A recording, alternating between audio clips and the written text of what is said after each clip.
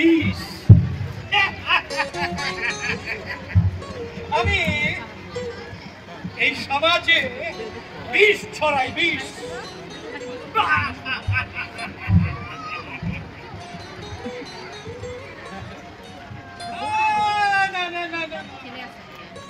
বরং আমি এই সমাজের উপকার করি, উপকার। এই ধরুন, অসহায়, সহায় সম্বলে, দরিদ্র, কন্যাদায়গ্রস্ত পিতাদের হেল্প করি। যেমন সবিতা বিবি তোমাকে বিয়ে জানো তো সবিতা বিবি, এই যে মোবাইল, এই মোবাইলে এই চ্যাট করে এ পর্যন্ত আমি প্রায় ধরো এই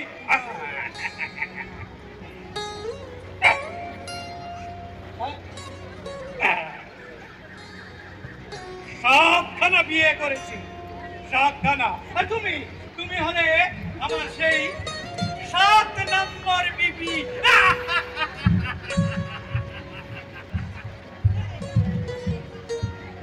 লাভ নেই, লাভ নেই। ছেড়ে দাও আমায়, তুমি ওকে জানো।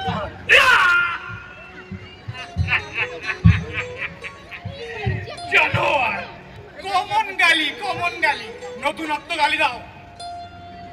চল না, কত লক্ষ টাকায় তোকে বিক্রি করেছি জানিস? ছাড়ো, ছেড়ে দাও আমায়। চল। যাবো না আমি।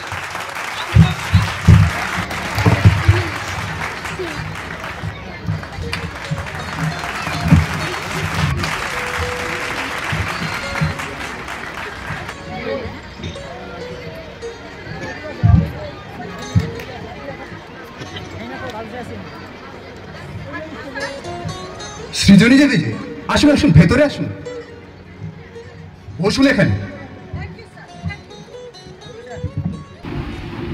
তা আবারও কি একটা? হ্যাঁ স্যার, আবারও একটা তামাশা। না স্যারকে সব কথা খুলে বল। স্যার, অনেকদিন থেকে মোবাইলে একটা ছেলের সঙ্গে আমার চ্যাট ছিল। সে আমাকে নিয়ে ভেগে এসে এই শহরেরই একটা হোটেলে ওঠে। তারপর আমার আড়ালে সে মুখে যা বলছিল তা খুব ভয়ানক। তা কি বলছিল? বলছিল আমাকে বিক্রি করে দেওয়া হয়েছে, কাল সকালে ট্রেনে নিয়ে যাবে। তারপর? তারপর আমি কোনো রকম পা টিপে টিপে হোটেল থেকে বেরিয়ে আসি। সৃজনী, ওনাকে একটু বসিয়ে দিন, বসিয়ে দিন, বসিয়ে দিন। সেই সময় আমি ওই রাস্তা দিয়ে যাচ্ছিলাম। মেয়েটার চোখ মুখ দেখে তো আমার সন্দেহ হয়। জিজ্ঞাসা করাতে সবকিছু জানতে পারি, আর জেনে তৎক্ষণাৎ আপনার কাছে নিয়ে এলাম। কি করি বলুন তো? আমরা সোশ্যাল মিডিয়ায় এত করে প্রচার করছি, তারপর আপনারা সমাজকর্মীরা নিজেদের জীবন বিপন্ন করেও যেভাবে কাজ চালিয়ে যাচ্ছেন, এরপরেও সচেতনতার এত অভাব। আচ্ছা সৃজনী দেবী, আপনি ওর বাড়ির লোককে খবর দিয়েছেন? হ্যাঁ স্যার, দিয়েছি। এই বাড়ির লোক এলো বলে। কি একটু কি ভালো লাগছে? তোমরা লেখাপড়া জানা মেয়ে, কোনটা ভালো কোনটা মন্দ কিছুই কি বোঝো না? মোবাইলের খারাপ দিকটাকে এত আপন করে নাও যে তারপর তোমাদের গার্জিয়ানদের বলে বেড়াবে প্রশাসন কি করলো, তাই না? সত্যিই তাই, ঠিক তাই। গার্জিয়ানরা তাই বলে বেড়াবে, কারণ বেশিরভাগ গার্জিয়ানরাই তো আজকাল ওই ঘুমিয়ে ঘুমিয়ে সচেতন। এই যে দেখুন না, এই অমুক বাবু তমুক বাবু অফিস থেকে ফিরে এসে তাদের একান্ত বন্ধুর সঙ্গে আড্ডা মারতে বসে গেলেন। বন্ধুটি কে জানেন তো? মুঠোফোন, মোবাইল। আর বাড়ির গিন্নিরাও ওই কাজের ফাঁকে ফাঁকে ওই মোবাইলের প্রতি আসক্তি, বোধ হয়ে থাকা মোবাইল দেখা। অগত্যা তাদের নাবালক বা নাবালিকা সন্তানটি ওই মোবাইলের প্রতি আসক্তি, আর আসক্তি এতটাই তীব্র যে ক্রমশই তারা ভালোটাকে দূরে সরিয়ে দিয়ে খারাপটাকে ডেকে নিয়ে আসছে, আর অচিরেই ঘটিয়ে ফেলছে একটা না একটা অঘটন। এই যে দেখুন, আমার কাছে একটা জ্বলন্ত উদাহরণ আছে, একটু দেখুন। হ্যাঁ মিতালি, হ্যাঁ এখানে দাঁড়া, তুই এই মাইকের সামনে দাঁড়িয়ে কথা বল। হ্যাঁ শুনুন, এই যে মেয়েটিকে দেখছেন, এই মেয়েটিও সেই একই ঘটনার শিকার, অর্থাৎ মোবাইলের অপপ্রয়োগের শিকার। শুনুন, ওর মুখেই শুনুন। ঠিক একইভাবে চ্যাট হয়েছিল একটা ছেলের সাথে, খুব সুন্দর সুন্দর কথা, একদিন লুকিয়ে দেখা করা, তারপর পালিয়ে। বেশ সেই রাতেই বুঝতে পারলাম তার আসল রূপ। বহু দূরের শহরের এক অন্ধকার গলিতে আমায় বিক্রি করে দিল। আর ঠিক তৎক্ষণাৎই তার বাড়ির লোকেরা থানায় কমপ্লেন করল, ডায়েরি। দিন গড়ায়, বাড়ির লোক ভাবে প্রশাসন কি করছে, প্রশ্ন তোলে পুলিশ প্রশাসন কি করছে।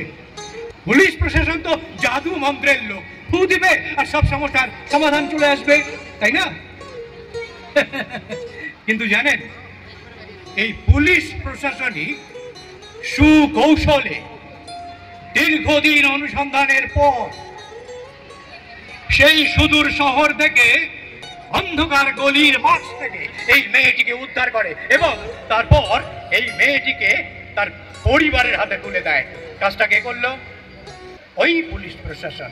আর আপনি কি বলছেন পুলিশ প্রশাসন কি করলো? আরে পুলিশ প্রশাসন তো আপনার মতো আমার মতো মানুষ, তাই না? আপনি যদি সচেতন না হন, অর্থাৎ আপনি যদি অপ্রয়োজনে মোবাইল ঘাটাটাকে বন্ধ না করেন, তবে আপনি আপনার পরিবারে খুব এক ভয়ানক বিপদ ডেকে নিয়ে আসছেন। আর সেদিন কিন্তু খুব দূরে নেই, সামনে, খুব সামনে। হ্যাঁ, দয়া করে আপনারা অপ্রয়োজনে মোবাইল ঘাটা বন্ধ করুন। একটু ভাবুন প্লিজ।